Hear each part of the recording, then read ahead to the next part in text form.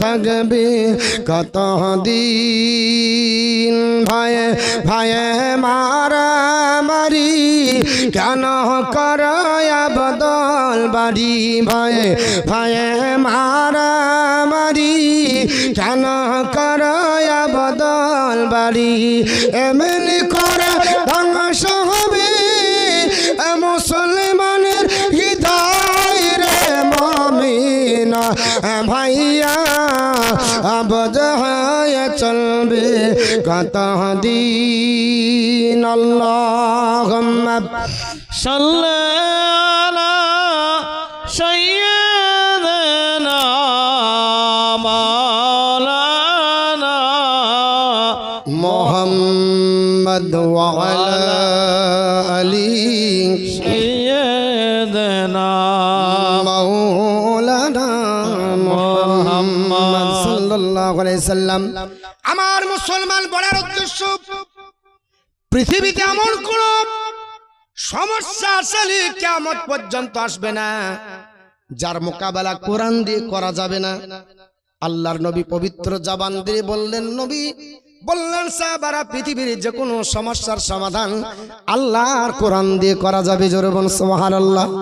সাহাবীরা বললেন, নবীজি ও আল্লাহর হাবিব সব সমস্যার সমাধান করা যাবে।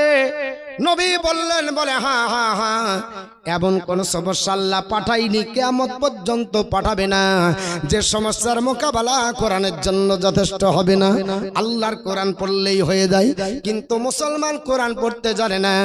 এখন পৃথিবীর সমস্ত বিদ্যা অর্জনের জন্য পৃথিবীর বিভিন্ন মিশনে পড়াতে হবে, আর সব বিদ্যাগুলো কোরআনে আল্লাহ সন্নিবেশিত করেছে, মুসলমান দেখতে পাই না।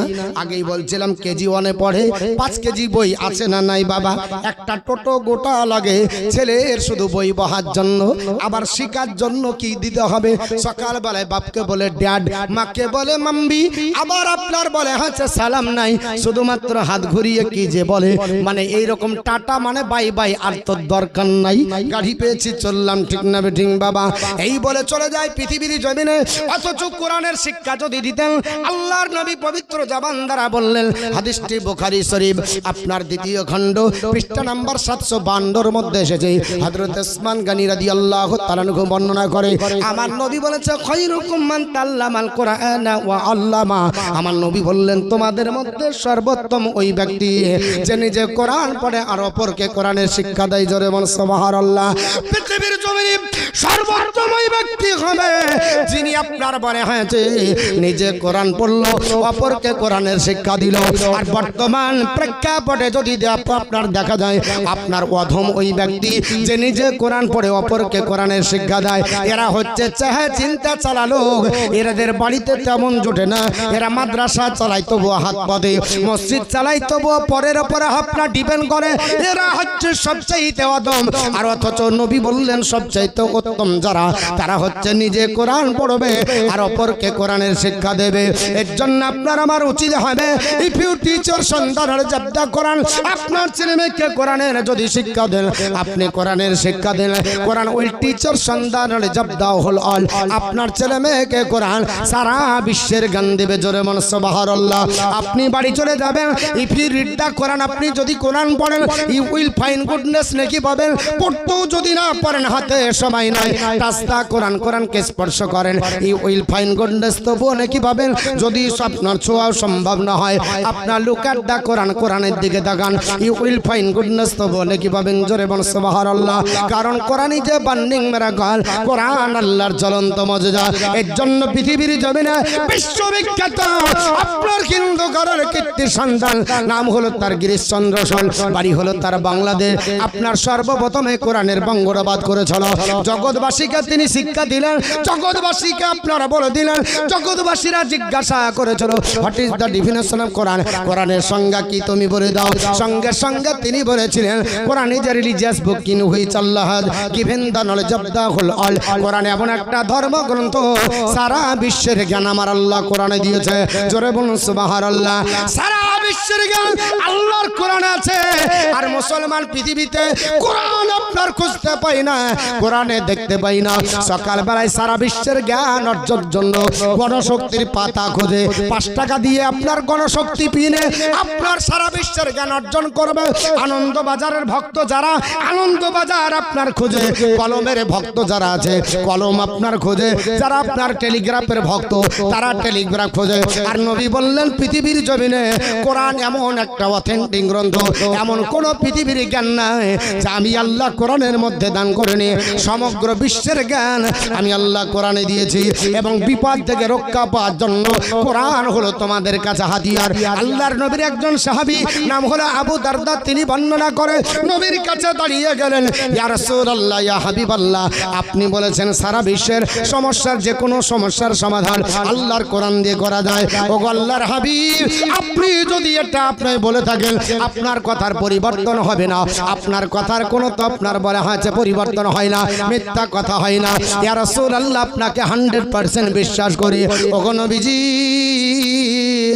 তাই যদি হয় দাজ্জাল পৃথিবীতে আসবে শুনেছি, এই দাজ্জালের মোকাবেলা কি দিয়ে করা যাবে? মিসাইল দিয়ে করা যাবে বলেন না, টাইম বাম দিয়ে করা যাবে না, আপনার বলে হচ্ছে পিস্তল দিয়ে করা যাবে না, পারমাণবিক কোনো আপনার বোমা দিয়ে করা যাবে না, পৃথিবীর কোনো আপনার শক্তি নাই। এই আপনার বলে হয়েছে আপনি মোকাবেলা করার জন্য ওই দাজ্জালের মোকাবেলা করতে পারবেন না। আল্লাহ দাজ্জালকে এত শক্তি দিবে, 2 হাত নিয়ে আপনার হাজির হয়ে যাবে, 1 হাতে জান্নাত দেখাবে, 1 হাতে জাহান্নাম দেখাবে। ইমানদার যারা হবে, কোটি কয় ইমানদার দ্বারা আপনার জাহান্নামের ভয়ে এরা থরথর করে আল্লাহকে আপনার ভয় করবে, আল্লাহর ভয়ে কাঁপতে কাঁপতে এরা দাজ্জালকে স্বীকার করবে না, দাজ্জালকে বিশ্বাস করবে না, দাজ্জাল ধরে তাদেরকে জাহান্নামে দিবে, প্রকৃত আল্লাহর জান্নাতে যাবে। আর যারা দাজ্জালকে মেনে নেবে তারা আপনার জান্নাতে যাবে, দাজ্জালের অবশেষে তারা জাহান্নামে যাবে, আপনার ওই জাহান্নামে পড়বে। এমন দাজ্জালকে শক্তি দেওয়া হবে, গোটা আপনার 8 দিনের ভিতরে দাজ্জাল গোটা বিশ্বকে পরিভ্রমণ করবে, গোটা বিশ্ব ভ্রমণ হয়ে যাবে। দাজ্জালের কণ্ঠে আল্লাহ এত শক্তি দিবে, এত কণ্ঠে আল্লাহ পাক আপনার মধুর ভাষা দিবে, কণ্ঠটা এত মধুর কণ্ঠ দিবে, একবার দাজ্জাল তার কণ্ঠে যদি গান তোলে, আল্লাহর নবী বলেছে একটা নারী শাড়ি পরতে পরতে অর্ধেকটা শাড়ি পরা হবে, আর দাজ্জাল তার কণ্ঠে গান তুলেছে ওই নারীটা শাড়ি পরতে পাবে না, ওই নারী আপনার বলে হয়েছে অর্ধ উলঙ্গ হয়ে দাজ্জালের পিছন পিছন দৌড়াবে। জোরে বলেন আস্তাগফিরুল্লাহ। আল্লাহর নবী বলেছে সাহাবারা, কোন পুরুষ যদি একটা পায়ে জুতো পায়ে দেয় আর একটা পা খালি রেখেছে, জুতো পায়ে দেওয়ার জন্য রেডি করেছে, দাজ্জাল তার কণ্ঠে গান তুলেছে, ওই লোকটি জুতো পায়ে দেওয়ার সময় পাবে না, অর্ধ পায়ে আপনার বলে হয়েছে একটা পায়ে জুতো পায়ে দিয়ে দাজ্জালের পিছনে দৌড়াবে। যে জমিনে কোনোদিন ফসল হয়নি, দাজ্জাল যদি মাটিতে পা দিয়ে দেয়, ওই বালুকা রাশির উপরে আল্লাহ সোনার খনি তৈরি করে দেবে। আপনার দাজ্জাল পৃথিবীর জমিনে এত আপনার বলে হয়েছে শক্তি নিয়ে পৃথিবীর জমিনে আসবে, যে গাভীতে জীবনে কোনোদিন আপনার দুগ্ধ দেয়নি, গাভীর স্তনে হাত দেবার সঙ্গে সঙ্গে গাভীতে আপনার দুধের সঞ্চার হবে, আর দুধ টুপিয়ে টুপিয়ে পড়বে, মানুষকে অবাক লাগিয়ে দিবে, তাক লাগিয়ে দেবে। আপনার পৃথিবীর জমিনে একটা যুবককে জবাই করে দাজ্জাল তার উপর দিয়ে হেঁটে যাবে, কাটা মাংস থেকে আপনার কথা বের হবে, এরকম দাজ্জালের শক্তি আসবে। এই সময় আপনার ইমান আপনার কমজোর যারা হবে তারা আপনার বলে হাতে টিকিয়ে রাখতে পারবে না, দাজ্জালের কাছে তারা হারেসমান হয়ে যাবে, দাজ্জালের কাছে ইমান হারা হয়ে যাবে। আল্লাহর নবীর কাছে সাহাবারা চোখের পানি ছেড়ে কান্না করতে লাগলো, ওগো নবীজি, ওগো আল্লাহর হাবিব, কি করে তাহলে আমাদের ইমানকে রক্ষা করব? আমরা কি করে মোকাবেলা করব? আমরা কি করে দাজ্জালের সঙ্গে আমরা আপনার বলে আছে কম্পিটিশন করে মোকাবেলা করে ইমান নিয়ে দাঁড়িয়ে থাকবো? আল্লাহর নবী বললেন সাহাবারা, আল্লাহর পবিত্র কোরআনে একটা সূরা দিয়েছে, নাম হলো সূরাতুল কাহাফ, 15 পারার ভিতরে আছে।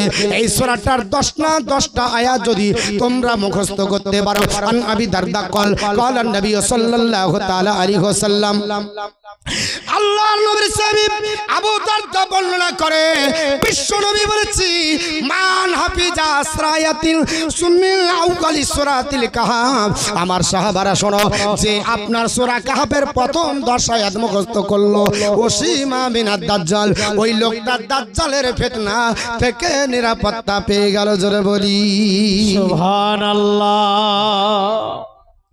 এ শুধু আপনার বলে হাতে যিনাকে সভাপতি করতে দিয়েছেন, একে তাকবীর দিতে দিয়েছেন, এ যা করবে ইকুনি করবেন, আপনাদের দরকার নেই। আপনারা যদি সুবহানাল্লাহ বলেন তো কিছু পাবেন, পাওয়া যাবে না যাবে না? আর এখানে তো বললেন নেকিও পাবেন। কটা নেকি পাবেন? যা, আচ্ছা।